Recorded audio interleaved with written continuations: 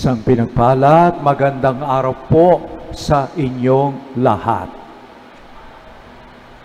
Sa araw na ito, sinisimulan natin ang isang panibagong liturgical year. At ito ay sinisimulan sa panahon ng Adviento. 4 na linggong paghahanda para sa masayang kapistahan ng Pasko na hinihintay ng buong mundo. So sa araw na ito, Ate Biling niyang pansin, hindi lamang yung unang pagdating ni Jesus, ngunit malinaw na kanyang binanggit sa Ebanghelyo ang kanyang ikalawang pagdating, punong-puno ng kaluwalhatian. Kailan? Hindi natin alam. Anong oras? Hindi natin alam. Kaya paulit-ulit sinasabi sa atin, maging handa kayo, magbantay kayo, maging alerto. Mahalaga ito sa ating disposition araw-araw. Hindi upang tayo matakot, ngunit para tayo maging masaya dahil pagdating ng Panginoon, isang maluwalhating pagkakataon upang mabahaginan tayo ng kanyang lubos na tuwa at buhay. Kaya mga kapatid, sa Ebanghelyo sinasabi sa atin, no? Ang Panginoon parang isang may-ari ng isang tahanan, umalis at pinagkatiwala sa kanyang mga alipin ang kanyang tahanan upang maging maayos. Bawat isa ay gampanin ang kanilang mga tungkulin. At ito, marahil natandaan nyo, sa ibang ebanghelyo, narinig natin isang may-ari ng tahanan, kanyang pinagkatiwala, talento, 5 talento, 2 talento, 1 talento sa kanyang mga katiwala. Sa ibang banda naman, meron namang gold coins. Dito sa Ebanghelyo ayon kay San Marcos, mga tungkulin. Meron siyang binigay na tungkulin sa bawat isa ayon sa kanyang kakayahan. Ang mahalaga, tayo ay gumaganap ng may buong tiyaga, sigasig at sipag sa pagganap ng ating tungkulin. Misa nakakalungkot, marinig mo sa ibang mga magulang o isang ibang teachers, yung ibang kabataan, kumisan nandyan ang kawalang interes, kawalang buhay, katamaran. At kapag ganito ang disposisyon ng tao, ano ang iyong maaasahan? Wala. Ang mga taong masipag, matyaga, masigasig sa kanilang tungkulin at gawain, kung sakali mang hindi pa alam, nandun ang pagsisikap alamin kung ano ang kanyang bukasyon. Kanya-kanyang bukasyon po tayo. Mayroong pari, religious, sisters, brothers, single blessedness, yung mga may pamilya. Ang mahalaga, tayo ay gumaganap ng ating mga tungkulin ng buong sipag at tiyaga.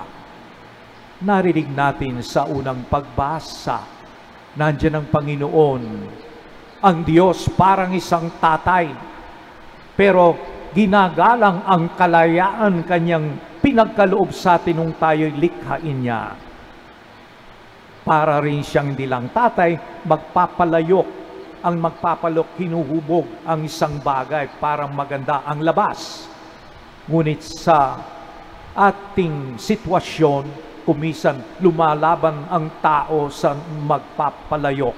Sa halip na hayaan siyang hubugin sa kanyang wangis at kabanalan, pinipilit niya ang kanyang sariling pag-isip, pamamaraan, kaya nagiging miserable ang kanyang buhay. Pero anong sabi ni Propeta Isaiah? Nakilala ng tao ang kanyang karupukan, ang kanyang kamalian, kaya humingi ng tulong sa Diyos. Buksan mo ang kalangitan, Panginoon, at dumating ka sa aming buhay.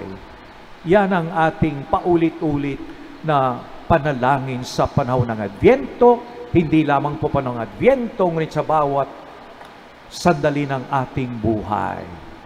Halina, halina Jesus, ikaw ang aming tanglaw, ikaw ang aming pag-asa, ikaw ang aming buhay. Sa iyo matutuklasan namin ang tunay daan tungo sa ganap na buhay at kabanalan. Kaya wag po tayo magsawa, humingi ng tulong sa Diyos araw-araw. Halina Jesus, lalo sa aming kapanahunan, maraming mga boses, maraming mga bagay humahata sa atin upang tayo malayo sa Panginoon. Ngunit malinaw, sinasabi sa atin ng unang pagbasa, kapag lumayo ang tao sa Diyos, magiging miserable, walang patutunguhan ang kanyang buhay. Pero lagi tayong may pag-asa. Sabi nga ni San Pablo sa kalawang pagbasa, kay Jesus, meron tayong kaligtasan. Tanging sa Diyos lamang tayo'y may kaligtasan at wala ng iba pa. At sa pamamagitan ni Jesus, kanyang pinagkaloob sa atin ang hindi mabibilang na kaloob. At ang mga kaloob na ito ay hindi para sa ating sariling kapakanan, ngunit para makapaglingkod, para gamitin ito at maging maayos ang tahanan ng Diyos. Kaya tuwang-tuwa po tayo kapag maraming nakikisa sa iba't ibang ministries ng simbahan. Nandyan sa labas, pagkatapos ng misa, tignan nyo yung mga iba't ibang ministries. Nagbibigay sa atin ng mga pamamaraan, mapag-isipan natin kung paano tayo makapaglingkod ayon sa kaloob na binigay sa atin ng Diyos. Ito ay bahagi ng ating paghahanda, paghihintay, no, sa ikalawang pagdating ni Jesus.